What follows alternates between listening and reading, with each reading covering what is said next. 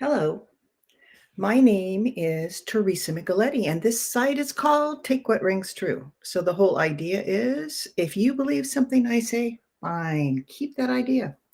If you don't believe what I say, let it go. So, take what rings true to you and let the rest go. So, Facebook Live is not working today for me. So, this will be placed on Facebook as a recording and it will be live on YouTube. And today I'm going to be talking about judgment. And this is Judgment Part 2. So I talked about this topic earlier earlier this year, and it had a different slant. But the main thing is, I love Eleanor Roosevelt's quote, "What other people think of me is none of my business." And then we take everything they say to heart and start defending ourselves. Don't do that. I believe there's a God, source, creator. And I believe people play roles in our lives. You know, some person is a mom, some person is a dad, some person is a friend. But you also have people who play emotional things. Like they're the irritant. They are the person who makes you so upset that you do something that you wanted to do when you came into life. So they may be a catalyst. So we don't know what role people play in this life for us, but we can certainly judge their actions. But try not to judge their soul because we don't know what role they're playing. Often, when I do past life regressions for people, someone will come in and say, "I'm so sorry I treated you like that." And then they don't say, "That's because I was playing a role," but I know that that's because they were playing a role. On the other side, they may be a really good friend of yours and they came in to just be mean to you, or you perceive it as being mean to you. I have one friend who was a serial murderer in a past life. Now, does that make sense? She's a nice person. She's a good person. But say you were in the army, Roman army, and you killed people. And then you were in the Athenian army and you killed people. And you decided, okay, in my next life, I would like to experience what it's like to be killed or murdered. So your good friend who says, okay, I'll do it. And then, like, six other people say, oh, okay, as long as you're doing it, would you mind doing it for me too? And that's how a serial murder could take place. Now, that's not to say that all serial murderers are wonderful people. I just happen to know this wonderful person who was a serial murderer in a past life. So, judge people's actions, not their soul. That doesn't mean you have to stay around murderers. No. You decide in your life what's good for you. Who do you need to be by? Who do you need to stay around? And who do you need to release and let them go on their way? Maybe that's the lesson. Let them go on their way. I know I was engaged to this guy who was very controlling, very manipulating, and I needed to let him go, release him, let him go, which I did. So sometimes the lesson is recognize that that person shouldn't be in your life and let them go. You know, in the Bible, people quote the Bible all the time. In Matthew 7:1, it says, "Judge not, lest ye be judged." But have you ever noticed that a lot of Bible readers or people who consider the Bible their mainstay focus judge people all the time? What's going on with that? So, when people lie, it irritates me.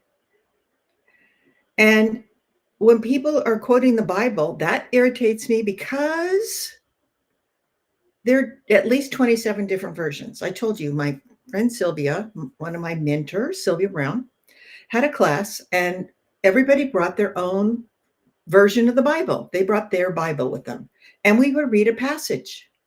Well, there's 27 different versions. How can they all be the words of God? Each one of them, each different version was a word of God? Impossible. Little monks in little rooms copying down the scriptures. We didn't have printing presses in the olden days, and words were changed. And words may have been changed on purpose. But the translations also can be changed. If you read a Bible called Lamsa's Bible, Lamsa, he translated it directly from Aramaic, which was the language of Jesus. He translated into English. So his is probably the most precise, concise Bible. He also has a book called Idioms of the Bible. So he explains things. I've said this before. It's like if you say it's raining cats and dogs, it's not really raining cats and dogs. But when people translate things into another language, they may take it as this is exactly what was meant. This is exactly what God said. God didn't say it's raining cats and dogs, but that's an example of an idiom. So some things that were written in the Bible, which is really a collection of different writings from centuries, the Bible wasn't collected until I think it was 360. There was Council of Nicaea. So that's a long time after Jesus died. And there was a vote. We're going to put this one in the collection. We're going to take that one out of the collection. So if they're all the words of God, then all of those words should have been collected. That's my opinion. That is my point of view. Take what you want and let the rest go. So we have a current epidemic right now of what I believe is right. And if you don't believe what I say, you're bad, evil, or I'm going to hate you. I'm going to disconnect from you. I'm going to disconnect from your family. I'm going to disconnect from you on Facebook. You're evil because you don't believe what I believe. You don't consider this person to be truthful, or you don't consider this person to be the best leader, or you don't consider this country or this point of view to be the best. So therefore, you're a bad person and you're off my list. We have a lot of that going on right now. Judging. If you don't want to be around someone, you don't believe something, fine, release them. But why do you have to say, you are wrong, I am right? Maybe that's not true. You know that famous thing, I should have pulled that up. If you draw a 6, if I'm staying on this side, I see it as a 6. If I'm standing on this side, it looks like a 9. They're both right. The person looking at this figure from this side, it looks like a 9. The person looking at it from this side, it looks like a 6. Both are correct. But we get in our minds, I know that this is right, and you must be wrong. So don't fall into that trap. And don't fall into the trap of defending yourself. My friend Sylvia and her husband, Larry, were staying at their apartment in Los Angeles. And this person came and started judging Sylvia. You don't have a place for people to stay, and blah, blah, blah. And God would want you to have this, blah, blah, blah. Okay. And she started defending herself. And Larry said, why are you defending yourself? Why? Don't stop. And when Sylvia reflected on it, it's like, people shouldn't tell you how you should act or how you should be. They are not you. They're judging you, and they don't know all that's going on for you. They don't know your life lessons. They don't know your point of view. They don't know your goals. They may know some of them. They obviously think they know what you should do, but they need to take care of themselves, and you take care of yourself. and stop defending yourself. I did that the other day. Somebody said something to me and I'm defending myself. It's like, stop. If it's a misunderstanding and it's your good friend, fine. But if not, let it go. I've told you this story before. One of my colleagues, a very close colleague I used to travel with and work with, heard someone say something that was misinterpreted and didn't talk to me for like 5 or 7 years because she didn't come to me and ask me if that's what I said or what did I mean by that or why did I say that. No, she took their misunderstanding as the truth and judged me and didn't talk to me, didn't write to me, didn't connect with me, nothing. Now, I asked to go to the Hall of Reconnection, which is a place on the other side, while I was asleep and meet with her. And maybe that helped because it was maybe a year later that she finally connected with me. But, I had to release her. It was sad for me. You go through grief. It's a really good friend, but you have to just let it go because she wasn't going to listen to me. She disconnected from me on Facebook. She disconnected from me on, all those places. And texting and phone calls. Nope, not happening anymore. So I'm not perfect. She wasn't perfect. No one's perfect, I believe, except our Creator. So I try not to judge, but maybe you're thinking you've never had a bad judgment or you trust the right people. Well, we are good people and we trust those who seem to be good and kind. And then we get hit hard because somebody stabs us in the back or says something to us that just triggers us and makes us feel bad. And we get hit hard. But isn't that life learning from our experiences? I mean, if we wanted everything to be perfect, we'd stay on the other side. And I believe we're experiencing for God, our Creator, and that's why we're here. But boy, isn't it hard sometimes, especially all the judgment and the hate right now. I mean, we have wars going on because people do not agree with each other, do not trust each other, and it's just snowballing.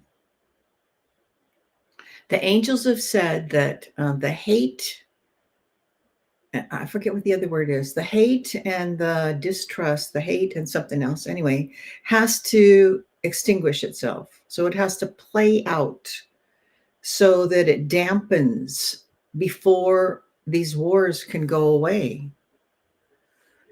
So it's hard not to judge, but try to focus on judging people's actions.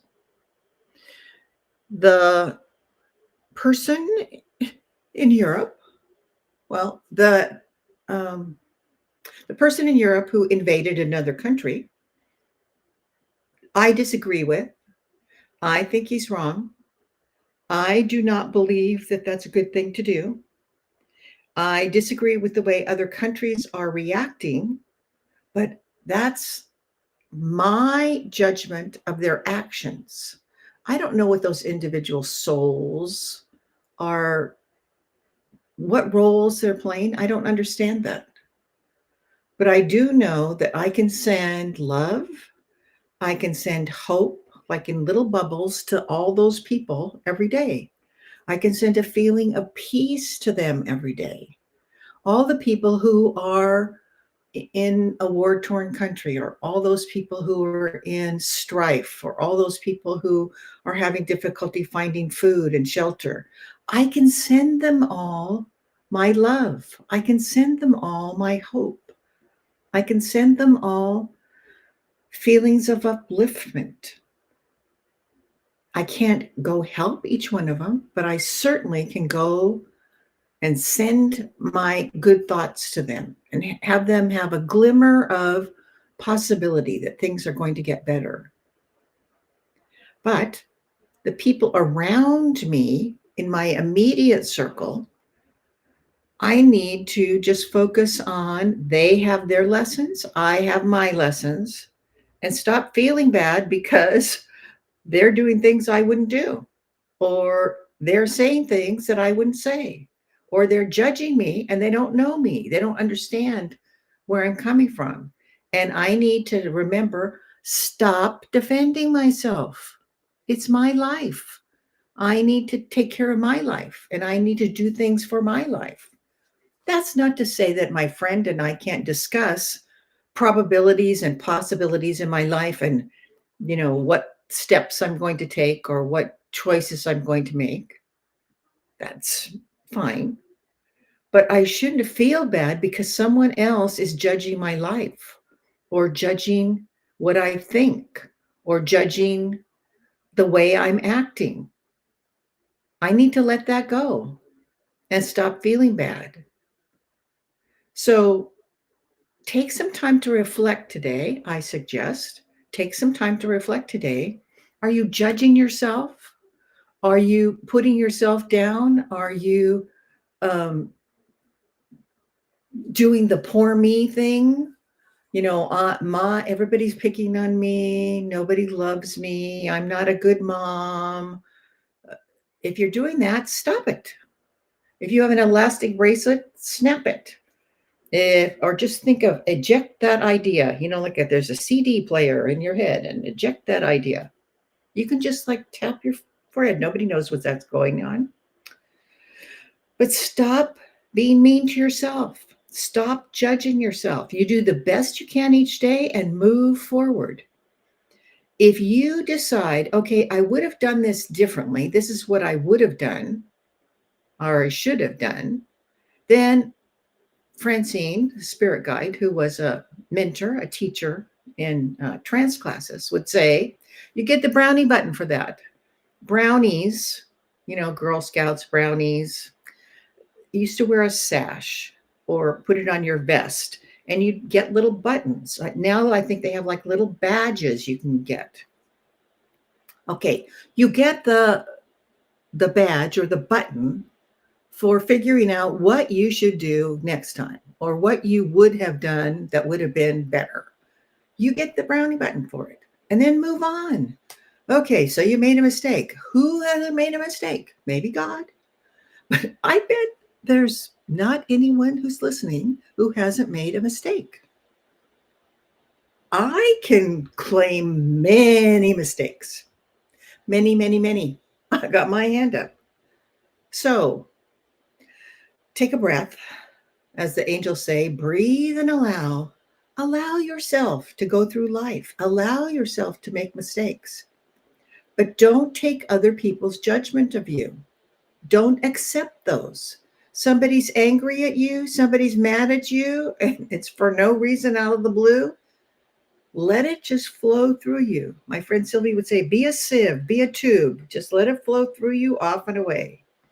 I know a Native American who would say, just let the wind blow through you. Just let it go. Don't claim it as your thought. Just because they say it doesn't mean you have to accept it. So stop judging yourself. Stop accepting other people's judgments of you. Let those go. So it's a life lesson. Take a breath. Breathe and allow and go on with your life. We're going to have trials and tribulations. We're going to have people who say mean things. But don't accept them as part of you and stop replaying them in your mind.